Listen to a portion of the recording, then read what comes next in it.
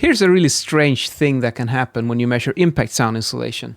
It's called LNTW. So it's like L for level, N for normalized, T for reverberation time, and W for weighted. So T in this case is 0.5 seconds. So when you measure, you go out in the field and you measure the sound from the impact tapping machine in the receiving room, and then you measure the reverberation time in your room and you normalize it to 0.5 seconds, which is pretty much what you get when you put the furniture in there.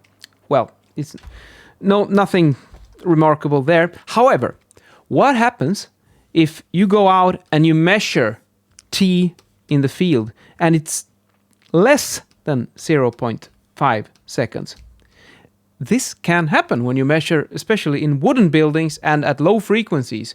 It's not unusual to sometimes measure 0.4, or I mean, I've seen as short as 0.3 and in extreme cases even 0.2 seconds. So it is possible to measure really short reverberation times in the low frequencies. Now there's a real rabbit hole where you can go down there with filter bandwidths and stuff like that, but let's save that for another video, shall we? But let's say that you got a reverberation time in your field measurement that is shorter than 0.5.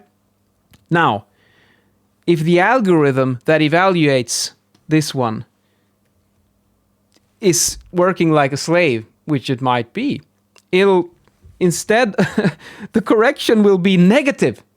And that means, this makes no sense to me. That means that if you go out into the constructions or in the late state before people have moved in, an empty apartment, you measure, you get a short reverberation time of 0.4, and you do the correction. That means that when the people move in, the tenants, and they put their furniture in the room, the sound pressure level will increase compared to your measurement. And that makes no sense whatsoever.